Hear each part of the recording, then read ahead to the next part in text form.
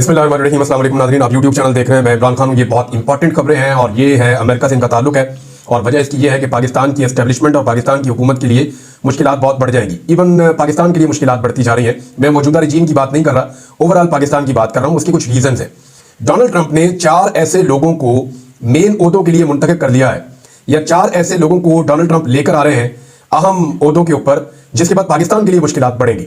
मैं इन चारों का आपसे तारुफ करवा देता हूं और इनका पाकिस्तान के बारे में क्या कहना है और पाकिस्तानी एस्टेब्लिशमेंट के लिए कितनी ज्यादा मुश्किलात बढ़ जाएंगी इमरान खान को जेल में रखने के हवाले से। ये सारी चीजें इमरान खान के साथ और पाकिस्तान के साथ बराह रास्त जुड़ी हैं। पहले मैं चारों के बारे में आपको बता देता हूं। एलिस स्टेफनिक, ये जी लगभग 40 साल खातून है और डोनाल्ड ट्रंप के साथ इनकी बड़ी पुरानी वाबस्तगी है और डोनाल्ड ट्रंप के साथ इन्होंने ये बड़े मजबूत तरीके से खड़ी रही है खातून, और इवन जो अमेरिकन एस्टेब्लिशमेंट है उसको भी इन्होंने अपने निशाने पर रखा। नॉर्मली इनके जो अफकार हैं वो प्रो इसराइल है, क्योंकि नॉर्मली जितने भी डोनाल्ड ट्रंप के अपने भी ऐसे हैं, जो बाइडन के भी ऐसे हैं। तो अमेरिकन जितनी भी पॉलिटिकल एलीट है, चाहे उनका ताल्लुक रिपब्लिकन से हो, चाहे उनका ताल्लुक जो है वो डेमोक्रेट से हो, उनका टिल्ट जो है वो इसराइल की तरफ होता है। इससे आप इनकार नहीं कर सकते। हाँ, पाकिस्तान के मामला में अगर आप देखें तो एक तो डोनाल्ड ट्रंप ने इनको बड़ा अहम मुद्दा दे दिया। इन्हें यूनाइटेड नेशन में अमेरिका की सफीर लगा दिया डोनाल्ड ट्रंप की जानिब से, और जो अमेरिका का सफीर होता है यूनाइटेड नेशन में वो बहुत इन्फ्लुएंशियल होता है। इंसानी हकूक के अहम तरीन मामला उसके पास जाते हैं। अब ये एंटी एस्टेब्लिशमेंट है खातून, यानी जिन हालात का इन्होंने सामना किया है, ये डोनाल्ड ट्रंप की टीम का वो हिस्सा है जो ये समझती है कि एस्टेब्लिशमेंट या डीप स्टेट एक्टर जो है वो रिस्पॉन्सिबल है दुनिया में खराबी के लिए। और जहां जहां पे एस्टेब्लिशमेंट होगी, जहां जहां पे डिक्टेटरशिप होगी, ये पहले भी इसके ऊपर बहुत तनकीद करती रही है और इस किस्म के फैसलों की जो पाकिस्तान में हो रहे हैं उसकी ये शदीद नाकिद है। तो आने वाले दिनों में एक तो चैलेंज ये है कि ये खातून वहां पे मौजूद रहेंगी अक़वाम मुत्तहिदा में, जहां से पाकिस्तान के लिए पहली खबरें अच्छी नहीं आ रही। हालांकि जो बाइडन के दौर के अंदर पाकिस्तान के लिए एक रूम रखा गया था, पाकिस्तान के लिए एक सहूलत रखी गई थी कि ठीक है, आप पाकिस्तान में जो चीजें करना चाहते हैं हमारी मर्जी आपके साथ शामिल है, खामोश हमायत रहेगी, आपका जो दिल करता है करें। लेकिन जो बाइडन के दौर में भी अक़वाम मुत्तहिदा में आवाजें उठती रही हैं, और अब जब ट्रंप का दौर आएगा और ये खातून आएंगी तो सिचुएशन बदल जाएगी। दूसरा, जो national security advisor Donald Trump ने जिसे मुंतखब किया वो माइकल वॉल्ट्स के बारे में थोड़ा सा आप जान लीजिए। ये नेशनल सिक्योरिटी एडवाइजर है अमेरिका का। ये बहुत इंपॉर्टेंट आदमी होता है। ये अमेरिकन सिक्योरिटी के हवाले से दुनिया भर में इन्फ्लुएंस रखता है और अमेरिकी सदर के अगर टॉप चंद लोगों के बारे में आप देखें तो सेक्रेटरी ऑफ द स्टेट और नेशनल सिक्योरिटी एडवाइजर ये बड़े अहम लोग होते हैं। अब ये जो है ये लगभग 50 साल उम्र का आदमी है और स्पेशल फोर्सेस के अंदर रहा है अमेरिका की, यानी साबिक अमेरिकी फौजी ऑफिसर है और अमेरिकन स्पेशल फोर्सेस का हिस्सा रहा है। ये अफगानिस्तान में जंग भी लड़ता रहा, अफ्रीका में भी रहा, अफगानिस्तान में भी रहा, मिडिल ईस्ट में भी रहा। तो ये इस खित्ते को और पाकिस्तान को अच्छे तरीके से जानता है और लंबा अरसा इसने अफगानिस्तान के अंदर भी गुजारा है। 26 साल जनाब इसका फौजी एक्सपीरियंस है और उसके बाद से अब तक ये सियासत में है और चाइना की ये सख्त खिलाफ है। यानी अमेरिका ने एक बनाई थी टास्क फोर्स जिसका नाम था चाइना टास्क फोर्स, जिसने लगभग 400 के करीब तजावीज दी थी चाइना के खिलाफ कि अमेरिका को ये चीजें करनी चाहिए। वो 15 के करीब लोग थे इसके अंदर, तो ये उसका हिस्सा था। ये जो है जो अमेरिका का नेशनल सिक्योरिटी एडवाइजर आ रहा है माइकल वॉल्ट्स, ये उसका हिस्सा था। इन्होंने 82 चीजों की या खतरात की चाइना के हवाले से निशानदेही भी की थी। ये शख्स चीन के साथ एक सर जंग का हामी है और चीन की हिमायत में जो भी जाएगा ये उसकी मुखालफत में जाएगा। तो ये भी एक चैलेंजिंग शख्सियत है जिसको डोनाल्ड ट्रंप ने बड़े अहम ओहदे पर लाकर बिठाया है। अच्छा जी, तीसरी बड़ी अहम शख्सियत जिसका डायरेक्ट इन्फ्लुएंस पाकिस्तान पे आएगा वो है सेनेटर मार्को रूबियो। ये डोनाल्ड ट्रंप के बड़े करीबी साथियों में से, लगभग 50 साल से थोड़ी ऊपर इनकी उम्र है, 53 साल हो गई है, 52-53 साल। और ये बतौर सेनेटर अफगानिस्तान का दौरा भी कर चुका है 2011 में और यूक्रेन की जंग के खात्मे का बहुत बड़ा हामी है कि अमेरिका जो पैसे खर्च कर रहा है बैरूनी जंगों के ऊपर वो खर्च नहीं करने चाहिए। तो दुनिया में जंगों को रोकने के लिए इस आदमी का रोल बड़ा इंपॉर्टेंट होगा। लेकिन पाकिस्तान के हवाले से एक जो अहम चीज है वो ये है कि जुलाई 2024 में, यानी इसी साल जुलाई में, सेनेटर मार्को रूबियो ने अमेरिका में एक बिल पेश किया था जिसमें पाकिस्तान की फौजी इमदाद बंद करने का मुतालबा किया गया था और भारत के लिए अच्छी ख्वाहिशात का इसने इजहार किया था। अब ये भी पाकिस्तान के लिए एक चैलेंज है कि एक ऐसा आदमी अमेरिका का नेशनल सिक्योरिटी एडवाइजर जा रहा है जिसकी हमारे बारे में राय अच्छी नहीं है। एक ऐसी खातून अक़वाम मुत्तहिदा में अमेरिका की मुस्तकिल सफीर बनने जा रही है जिसकी राय डिक्टेटर्स के बारे में या डिक्टेटरशिप के बारे में या इस तरह की चीजें जो डीप स्टेट जो काम करती हैं उसके बारे में अच्छी नहीं है, तो वो भी पाकिस्तान के लिए एक दबाव है। और तीसरा, सेनेटर मार्को रूबियो वो खुद बिल पेश कर चुका है पाकिस्तान के खिलाफ और इंडिया की हमायत में, तो ये भी पाकिस्तान के लिए कोई अच्छा शगुन नहीं है। अब डोनाल्ड ट्रंप खुद जो है वो इमरान खान के बारे में उनके क्या अफकार है और नवाज शरीफ के बारे में क्या है, ये रिकॉर्ड का हिस्सा है। नवाज शरीफ साहब ने भी बड़ी कोशिश की थी डोनाल्ड ट्रंप से मिलने की या उनकी टीम से मिलने की, ये बात सरकारी जराये भी बताते हैं, लेकिन वो इसमें कामयाब नहीं हो सके। नवाज शरीफ साहब से उन्होंने मुलाकात नहीं की। चौथी एक और अपॉइंटमेंट है, डोनाल्ड ट्रंप ने काश पटेल को CIA डायरेक्टर नॉमिनेट किया है। काश पटेल जो है ये एक्चुअली इंडियन गुजराती फैमिली से इनका ताल्लुक है। ये बहुत पहले माइग्रेट कर गए थे, बहुत अरसा पहले। वहां से अफ्रीका इनकी फैमिली गई थी, अफ्रीका से कनाडा गई थी, कनाडा से इनके वालिद अमेरिका में आए थे और ये अमेरिका में ही पैदा हुए थे। तो काश पटेल, लेकिन इनका ओरिजिन जो है वो इंडिया है। और ये एक बात तो बड़ी क्लियरली इन्होंने कही है काश पटेल ने कि मैं जब इक़्तिदार में आऊंगा तो CIA को जवाब देना पड़ेगा जो कुछ उन्होंने डोनाल्ड ट्रंप के खिलाफ किया है। तो जनाब CIA का डायरेक्टर इनको लगाया जा रहा है। तो डोनाल्ड ट्रंप ने अपनी टीम तकरीबन बनाना शुरू कर दी है। अब सवाल यह है कि इतने सारे जो मुखालिफ नजरियात के लोग हैं, पाकिस्तान या पाकिस्तान की एस्टेब्लिशमेंट या पाकिस्तान के इदारे या हुकूमत उनको कैसे टैकल करेगी? यही लोग हैं ना डोनाल्ड ट्रंप की आंखें और कान। तो क्या इसहाक डार बतौर वजीर खारजा इन खतरात से निपट सकता है? क्या कोई शहबाज शरीफ को सीरियस लेगा? या पाकिस्तान में कोई एक पॉलिटिशियन ऐसा हो, क्योंकि CIA का सारा स्ट्रक्चर अगर तब्दील हो रहा है तो मोहसिन नकवी वो पहले की तरह इफेक्टिव रहेंगे नहीं।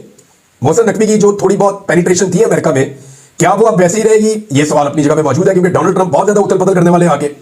अब इस सारी कुछ लोग तो ऐसे हैं कि डोनाल्ड ट्रंप ने आते ही चंद मिनटों के अंदर बंदे फारिग कर दें, बहुत सारे ओहदेदार उन्हें हटा देने, तो एक बहुत बड़ा वैक्यूम बन जाएगा। तो पाकिस्तान के अंदर इस वक्त कोई एक शख्स ऐसा दिखाई नहीं देता जो अमेरिका के साथ ताल्लुकात को बचा सके या ताल्लुकात को बेहतरी की तरफ ले जा सके या अपने पॉइंट ऑफ व्यू को उनके सामने रख सके। इसके पीछे रीजन है। रीजन ये है कि देखिए, अगर हम ये नहीं कर पाएंगे तो IMF का दबाव आएगा, आलमी इदारों का दबाव आएगा, इंसानी हुकूक के हवाले से यूरोपीय यूनियन का और पूरी दुनिया का दबाव आएगा। पाकिस्तान ने जहां जहां पे जो जो कमिटमेंट की है वो कमिटमेंट पूरी करने का कहा जाएगा। तो ऐसी सिचुएशन में ख्वाजा आसिफ ने कहा था ना कि वेंटिलेटर्स अमेरिका ने लगाए हुए हैं, तो वो अपने वेंटिलेटर निकाल लेगा बकौल ख्वाजा आसिफ के, और शहबाज शरीफ के बकौल जो है बेगर्स आर नॉट चूजर्स। तो आपके पास कोई चॉइस नहीं होगी उनकी हर बात मानने के अलावा। अब इसमें कोई एक ऐसा शख्स कम से कम इस पूरे सिस्टम के पास या पाकिस्तान के पास होना चाहिए जो अमेरिका की आने वाली क़यादत को, जो 20 जनवरी को आ रहे हैं, उनको पाकिस्तान के हवाले से पॉजिटिव चीजें उनके सामने रख सके या पाकिस्तान के हवाले से कुछ पॉजिटिव इमेज बिल्डिंग कर सके। एक आदमी है जो ये कर सकता है और वो है कैदी नंबर 804। वो जेल के अंदर बंद है और उसके शदीद तरीन इख्तिलाफात हैं पाकिस्तान की एस्टेब्लिशमेंट से, मौजूदा रजीम से, मौजूदा हुकूमत से। जो ज्यादतियां उसके साथ की गई हैं उसकी माजी में मिसाल नहीं है। अब जो आदमी काम आ सकता है, जो आदमी इस वक्त इस मुश्किलात में भंवर में से पाकिस्तान को निकाल सकता है, वो आदमी जेल में बंद किया हुआ है। और जितने नकम्मे, नलायक, नकट्टू और फारक किस्म के लोग हैं उन सारों को इक़्तिदार में रखा हुआ है। अब इसहाक डार से आप उम्मीद करते हैं कि वो जाकर वहां अमेरिका के साथ पाकिस्तान के ताल्लुकात ठीक करेगा? वो भाई पहले जाके एयरपोर्ट के ऊपर कपड़े उतार के तलाशी देंगे, उसके बाद फिर कोई अगली बात होनी है। ये तो जनाब पाकिस्तानी पॉलिटिशियंस की औकात है। अब इमरान खान साहब का एक कद है और उनका एक करियर है और उनके बारे में अमेरिकन की भी और जो वेस्टर्न कंट्रीज है उन सबकी एक राय है। तो इमरान खान की कम से कम रिस्पेक्ट है, वो जब बात करते हैं तो लोगों की बात सुनते हैं। अब जिस आदमी की बात सुनी जाती है उसकी आवाज बंद की हुई है पिछले 1.5 साल से, और जिन्हें कोई नहीं सुनना चाहता उनके हाथ में ढोल पकड़ाया हुआ है कि ढोल बजाओ और बात करो, और कोई सुन ही नहीं रहा। ये जनाब इस वक्त पाकिस्तान की सिचुएशन है। जो शख्स इस सिचुएशन से पाकिस्तान को निकाल सकता है उस शख्स के पास जाना पड़ेगा, उसकी मिन्नत करनी पड़ेगी और उसे मनाना पड़ेगा कि for the sake of this country, Pakistan की खातिर आपको भी रोल प्ले करना पड़ेगा। हम आपसे माफी मांगते हैं, हमने बड़ी ज्यादतियां की हैं, उन ज्यादतियों का अजाला तो नहीं हो सकता लेकिन एक नई शुरुआत हो सकती है। आइए बैठे और पाकिस्तान को आगे लेकर चलें। लेकिन क्या इतनी अकल किसी को है? अभी तक तो सारे डरे हुए हैं। डर इस बात का है कि इमरान खान आएगा तो कोई समझता है मुझे नौकरी से निकाल देगा, कोई समझता है कि मुझे जेल में डाल देगा, कोई ये समझता है कि इमरान खान मेरी सियासत तबाह कर देगा, कोई ये समझता है कि मेरा करियर तबाह कर देगा। तो हर कोई इमरान खान से डर रहा है और डर के मारे उसका सामना करने के लिए तैयार नहीं है। नवाज शरीफ साहब की हालत आप देख लें, जो इमरान खान के बाद आप एक तगड़ा पॉलिटिकल आदमी कह सकते हैं, वो 3 दफा पाकिस्तान का वज़ीर-ए-आज़म रहा, तो वो नवाज शरीफ है। अब नवाज शरीफ की हालत ये हो गई है कि नवाज शरीफ साहब अपनी बेटी को और कारकुनों को साथ खड़ा करके वहां पे जब वो पहुंचे अपने घर तो नारे लगाए नवाज शरीफ के, तो किसी ने जवाब ही नहीं दिया। नारे लगाए मरियम नवाज के, तो किसी ने जवाब ही नहीं दिया। यानी लोग अब इनके अपने लोग इनको सीरियस नहीं ले रहे, परेशान है। अब वहां नवाज शरीफ साहब ने शिकवा किया, उन्होंने कहा जी मुझे गंदे अंडे और टमाटर मारे गए और गंदी गालियां दी गई हैं, मेरे पीछे नौजवान पड़ गए हैं, इन्होंने एहतजाज करना है तो अच्छे तरीके से एहतजाज करें। और मियां साहब ने जो है वो बड़े शिकवे किए, बड़े गिले किए कि मेरे साथ क्यों हो रहा है।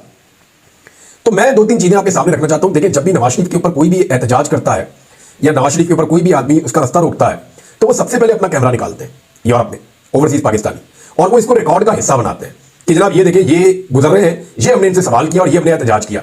अब जो गंदी गालियों की मियां साहब बात कर रहे हैं वो तो मैंने आज तक नहीं सुनी। हाँ, मैंने नून लीग के लोगों से जो मियां साहब के घर के बाहर खड़े होते हैं उनके मुंह से बहुत गंदी गालियां सुनी, गलीज गालियां सुनी। उनमें से 2-4 गालियां देने वाले तो लाके यहाँ पे पंजाब में होते भी मरियम नवाज ने अपने साथ लगा दिए, उन्हें इतना पसंद है। कई ऐसे अकाउंट या ऐसे लोग जो गंदी गालियां देते हैं उन्हें मरियम नवाज फॉलो करती है अपने ट्विटर के जरिए से, तो ये उनकी टीम का हिस्सा है। तो अगर गालियों का मियां साहब शिकवा कर रहे हैं तो कोई ऐसी वीडियो, कोई ऐसी चीज इन्होंने नहीं दिखाई जिसमें इनको गंदी गालियां नौजवान दे रहे हो।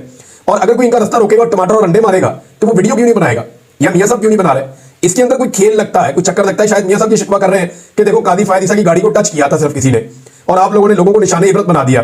क्या मैं इतना बुरा हूं कि लोग मुझे कुछ भी करते रहे और मेरे बारे में आप उफ करने को तैयार नहीं है, या किसी को भी आप निशाने इबरत बनाने को तैयार नहीं है, या किसी से भी आप मेरी बेइज्जती का हिसाब लेने के लिए तैयार नहीं है?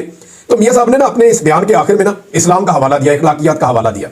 तो मैं चंद चीजें मियां साहब के सामने रखना चाहता हूं कि जब जमाइमा खान के घर के बाहर उधेड़ उम्र के इंसान जो है वो अजीब गंदे गंदे डांस कर रहे थे, अजीब किस्म के इशारे कर रहे थे, तो मियां साहब तब आपकी इखलाकियात और इस्लाम कहां गया था? मियां साहब, जब लोगों की चादर और चार दीवारी का तकद्दुस पामाल हो रहा है गुज़िश्ता 2.5 साल से, तो आप कहां हैं? तशद्दुद और फस्तायत पूरे पंजाब के अंदर, पूरे पाकिस्तान के अंदर हो रही है। इमरान खान के घर के ऊपर बार बार हमला किया गया, उसके घर के अंदर घुसे बार बार, उसके घर वाले जहां उसके घर में लोग रहते थे उनको मारा। उस वक्त मियां साहब आपकी इखलाकियात नहीं जागी। अल्लामा इकबाल की बहू के घर के अंदर अटैक करके दरवाजा तोड़ के अंदर घुस गई आपकी पुलिस। उस वक्त आपकी गैरत, आपकी इखलाकियात और आपका इस्लाम नहीं जागा। फितना इमरान खान को करार दिया गया।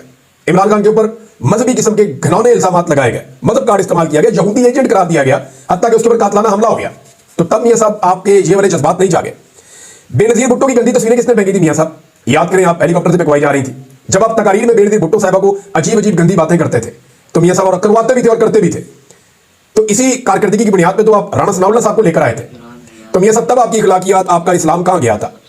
घर की खवातीन को अगवा करवाया गया मियां साहब, सिर्फ एक आईनी तरमीम के लिए।